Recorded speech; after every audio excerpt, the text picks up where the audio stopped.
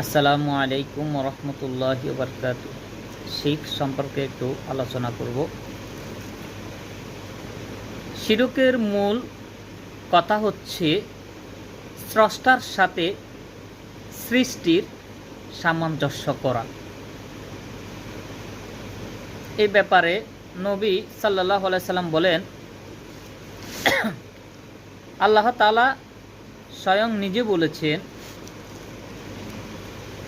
ওয়ামান আযলামু মিম্মান জাহাবা ইয়াখলুকু খালকান কাখালকি ফালইয়াখলুকু যাররাতা ফালইয়াখলুকু সাঈরাত।